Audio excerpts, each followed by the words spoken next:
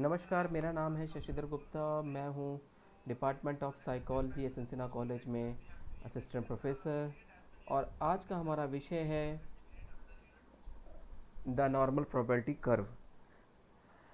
आज हम चर्चा करेंगे नॉर्मल प्रोबेबिलिटी कर्व के बारे में। नॉर्मल प्रोबेबिलिटी कर्व क्या होता है और इसकी क्या विशेषताएं हैं। तो चलिए शुरू करते हैं। नॉर्मल प्रोबेबिलिटी कर्व बेसिकली एक नॉर्मल डिस्ट्रीब्यूशन है डाटा का। और नॉर्मल डिस्ट्रीब्यूशन डाटा की आवश्यकता हमें क्यों पड़ती है? क्योंकि यह महत्वपूर्ण और बहुत ही ज़्यादा प्रचलित डिस्ट्रीब्यूशन है हमारे सांख्यिकी में, स्टैटिक्स में।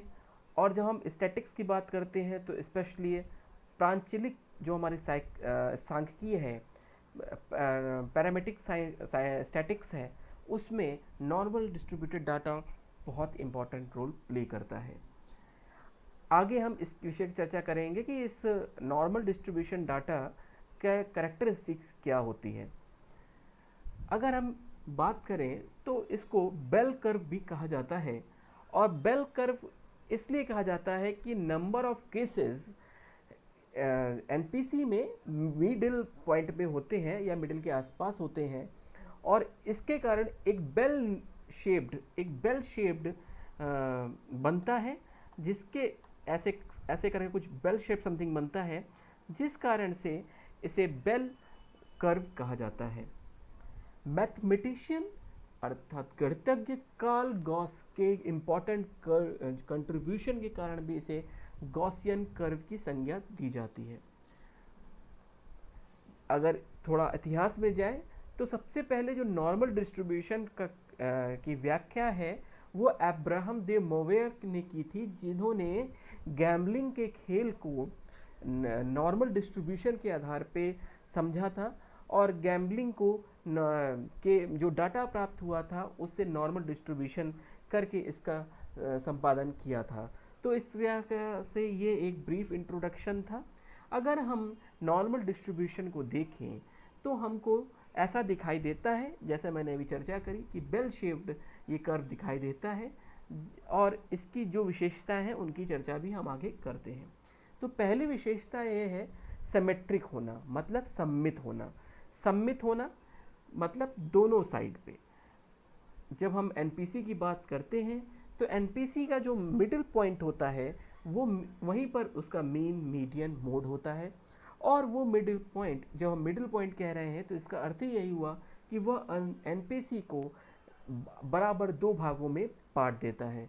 तो 50% पॉपुलेशन यहाँ पे और 50% पॉपुलेशन यहाँ पर, मतलब 50% केसेस एक इसके दाएं ओर और 50% इसके केसेस इसके बाएं ओर आते हैं, जिसके कारण से हमें दोनों ही भाग बराबर दिखते हैं और भी होते भी हैं। तो इस प्रकार से सम्मित होना किसी भी एनपीसी का सबसे बड़ा एक गुण है, कैरेक्टरिस्टिक्स है, विशेषता है। अगर दूसरी विशेषता की बात करें तो दूसरी विशेषता, महत्वपूर्ण विशेषता है यूनिमॉडल होना। इसका अर्थ हुआ कि जो मीन, मीडियन और मोड है, मतलब माध्य, माध्यिका और बहुलक, यह तीनों ही एनपीसी में संख्यात्मक रूप से समान होते हैं और इनकी वैल्यू एक ही होती है। तो एनपीसी में यह विशेषता बहुत महत्वपूर्ण है कि नॉर्मल डिस्ट्रीब्यूशन में या फिर सामान्य वितरण में या सामान्य वितरण वक्र में जो मीन, मीडियन, मोड है वह संख्यात्मक रूप से एक समान होते हैं और एक बिंदु पर केंद्रित होते हैं। तो यह एक विशेषता हुई। अगली विशेषता की बात करें तो वह है एसिम्प्टोटिक। एसिम्प्टोटिक का अर्थ होता है अनंत स्पर्शी। जब हम अनंत स्पर्शी कहते हैं तो इसका अर्थ यह होता है कि प्रसामान्य वक्र, जिसे हम नॉर्मल प्रोबेबिलिटी कर्व भी कहते हैं, वह कभी भी अपनी आधार रेखा को स्पर्श नहीं करता। वो अपनी आधार रेखा को स्पर्श नहीं करता। तो जब नहीं करता तो इसीलिए इसको क्या कहते हैं, अनंत स्पर्शी, कि वह अनंत में ही स्पर्श करता होगा तो करता होगा, मगर वह नहीं करता। तो इसलिए इसे अनंत स्पर्शी कहा जाता है। और यह वक्र के दोनों ओर आपको आधार रेखा से सटा हुआ दिखने का प्रतीत होता है, परंतु यह सटा नहीं होता, यह स्पर्श नहीं करता। ये इसकी एक महत्वपूर्ण विशेषता है। अगली विशेषता की बात करते हैं, जैसे हम लोग पहले भी बोल सकें, इसे बेल कर्व भी कहा जाता है। और जब बेल कर्व कहते हैं तो इसका इसका इसके शेप के कारण, इसका जो आकार है, इसके आकार के कारण इसे बेल कर्व कहा जाता है। जो इसका आकार है, देखिए ऐसे आकार, इसका आकार के कारण इसको बेल कर्व कहा जाता है। वितरण का सबसे अधिक केसेस जो होते हैं वो बीच में होते हैं, और जैसे जैसे मध्य बिंदु से हम लोग, जैसे जैसे मध्य बिंदु मान लीजिए है, और जैसे जैसे इस मध्य बिंदु से दूर जाते हैं, वैसे वैसे हमारे जो केसेस के नंबर हैं, जो हमारी केसेस की संख्या है, वह कम होती जाती है, जिस कारण से यह जो बेल कर्व की ऊंचाई है वो भी कम होती चली जाती है, और यह लगता है कि यह आधार रेखा से मिलने वाला है, परंतु ऐसा नहीं होता। तो बीच में सबसे ज़्यादा केसेस होने के कारण, बीच में सबसे ज़्यादा केसेस होने के कारण यह एक बेल शेप्ड का निर्माण करता है। इससे इसकी जो कि इसकी बहुत बड़ी विशेषता है। आगे हम बात करें तो इसका जो ऑर्डिनेट होता है, ऑर्डिनेट मतलब क्या होता है? ऑर्डिनेट को हम लोग अगर परिभाषित करें तो ये होता है खड़ी रेखा की ऊंचाई, जिसे भुजमान हिंदी में कहा जाता है। क्या कहता है? भुजमान कहा जाता है। और यह माध्य रेखा, माध्य मीन पर आधारित सबसे अधिकतम होती है। जो मीन हमारा, जहाँ मीन होता है एनपीसी का, उसमें जो इसकी ऊंचाई है, सबसे ज़्यादा अधिक ऊंचाई मीन में होती है, क्योंकि यहाँ पर बेल कर्व होता है, जैसे हमने चर्चा कर चुके हैं, बेल कर्व होता है। तो बेल कर्व का सबसे जो टॉप पॉइंट होता है वो मीन में होता है, इसीलिए सबसे मैक्सिमम ऊंचाई यहाँ पर इसकी मेज़र की जाती है। और अगर हम इसको बात करें तो प्रसामान्य वक्र में या फिर एनपीसी में एक के इकाई के रूप में इसकी वैल्यू 0.3989 होती है। अगली विशेषता हमारी यह है इसका इन्फ्लेक्शन पॉइंट। मतलब इन्फ्लेक्शन पॉइंट मतलब क्या हुआ? इन्फ्लेक्शन पॉइंट का मतलब हुआ कि कहाँ पर मोड़ आ जाता है, कहाँ पर इसका घुमाव बदल जाता है। तो हम देख रहे हैं कि पहले ये कॉन्वेक्स था, जिसे हम लोग कॉन्वेक्स को हम लोग उत्तल भी कहते हैं, और फिर वो कॉन्केव हो गया, और फिर +1 से फिर ये कॉन्वेक्स हो गया। इस प्रकार इसकी विशेषता यह भी होती है। ये अगर एनपीसी ऐसे कभी नहीं होता, ये एक घुमावदार एक आकृति बनाता है, पहले कॉन्वेक्स फिर कॉन्केव और फिर +1 से कॉन्वेक्स बनाता है। तो इस प्रकार से अगर ये फिजिक्स में भी है, उत्तल और अवतल लेंस है, और इस प्रकार से यह आकृति यहाँ दिखाई देती है।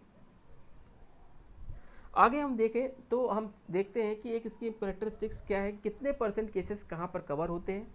तो हम देखते हैं कि जो मीन है, म्यू जहाँ पर लिखा है, मीन से +1 और -1 दोनों जगह में हमारे, क्योंकि मैंने बोला था कि जो मीन के राउंड जो सबसे ज़्यादा होता है वो सम्मित सबसे ज़्यादा अधिक होता है, और मीन के राउंड सबसे ज़्यादा केसेस भी पाए जाते हैं। तो वैसे ही 34.1 क्योंकि दोनों तरफ सम्मित होता है, तो इसलिए यहाँ पर करीब 68% के केसेस में हमारे पाए जाते हैं। जबकि हम अगर -1 से -2 जाएँ या फिर +1 से +2 जाएँ, तो हम लोग देखते हैं कि वहाँ पर 13.6% केसेस भी पाए जाते हैं।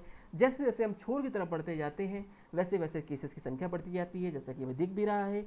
अगर हम +2 से +3 स्टैंडर्ड एविएशन की तरफ जाते हैं, और या फिर -3 से -3 स्टैंडर्ड एविएशन की तरफ जाते हैं, तो 2.1% केसेस मिलते हैं। और इसी प्रकार से अगर हम -3 से आगे जाते हैं तो 0.1% केसेस, ऐसे ही +3 से 0.1% केसेस ही प्राप्त होते हैं।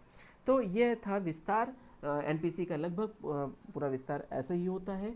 और अगर हम इसको टोटल देखें कितने परसेंट केसेस हमारे कवर हो रहे हैं, तो हम लोग देखते हैं कि जो एक स्टैंडर्ड एविएशन में, मतलब +-1 स्टैंडर्ड एविएशन की दूरी पे करीब 68% सबसे मैक्सिमम परसेंटेज है। 68% केसेस आते हैं जिसको, जो इस भाग को पूरा कवर करते हैं। अगर हम देखें तो ये पूरा भाग 68% कवर करता है।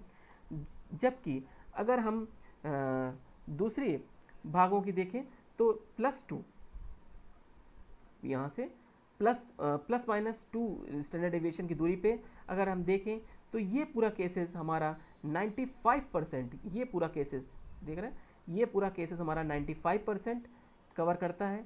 और जिससे कि ये पूरा करीब करीब पॉपुलेशन हमारी कवर हो जाती है। अगर हम और छोर की तरफ बढ़ते हैं तो जो हमारा -3 और से +3 की दूरी पे हमारा परसेंटेज ऑफ केसेस है वो करीब 99.7% है। जो कि लगभग पूरा हमारा NPC 100% पॉपुलेशन के आसपास है। तो ये पूरी पॉपुलेशन कवर होती है। अगर हम बात करें तो ये पूरा NPC 99.7% केसेस कवर करता है। अगर हम और छोर की तरफ जाएं, जो कि यहाँ पर चित्र में नहीं है, तो अगर हम लोग यहाँ पर और इधर आगे सिरे की ओर बढ़ते हैं तो हम लोग देखते हैं कि यहाँ पर अगर -4 और ऐसे ही इधर +4 की ओर जाते हैं तो हमको यहाँ पर करीब 99.97% केसेस मिलते हैं। तब भी 0.03% केसेस या परसेंटेज केसेस छूट जाते हैं। इसीलिए NPC पूरा क्यों अनंत स्पर्शी होता है। तो ये तो थी पूरा NPC के हमारे विशेषताएं और NPC की एक तरीके से परिभाषा कि क्या होते हैं, कितने प्रतिशत केसेस होते हैं। अब हम अगर फॉर्मूला की बात करें कि NPC में जो कैसे उसके मेज़रमेंट करेंगे, कैसे उसकी ऊंचाई निकालेंगे, तो यहाँ पर आप ये फॉर्मूला देख रहे हैं, y = 1/σ √² 2πe की पावर -x -μ का होल स्क्वायर अपॉन 2 तो जहाँ पर म्यू मीन है इस और हमारा सिग्मा स्टैंडर्ड डेविएशन है, पाई की वैल्यू 3.14 के आसपास है और ई की वैल्यू 2.71 के आसपास है। पर जो यहाँ पर हमारा x है वो कुल मिला के माध्य से विचलन के रूप में अभिव्यक्त प्राप्तांक प्राप्त होगा। अगर हम x माइनस म्यू करेंगे जो स्कोर है तो उसमें वो प्राप्त होगा। और साथ ही साथ अगर जो y है वो हमारा प्रसमान वक्र की ऊंचाई को दिखाएगा। तो इस प्रकार से हमारा एक ये फॉर्मूला हुआ और हमने आज पढ़ा कि NPC वक्र क्या होता है। NPC वक्र की नॉर्मल प्रोबेबिलिटी वक्र या फिर नॉर्मल डिस्ट्रीब्यूशन वक्र या प्रसमान वक्र की विशेषताएं क्या होती हैं। आगे हम जानेंगे इसमें जो दो दोष होते हैं, एक स्क्यूडनेस और एक क्रोटिसिस, जिसे हिंदी में विषमता या फिर ककुत्ता भी कहते हैं, उसे कैसे परिभाषित करते हैं, उनकी क्या विशेषताएं होती हैं, उनके कितने प्रकार होते हैं, इसकी चर्चा हम अगले भाग में करेंगे। धन्यवाद। Thank you.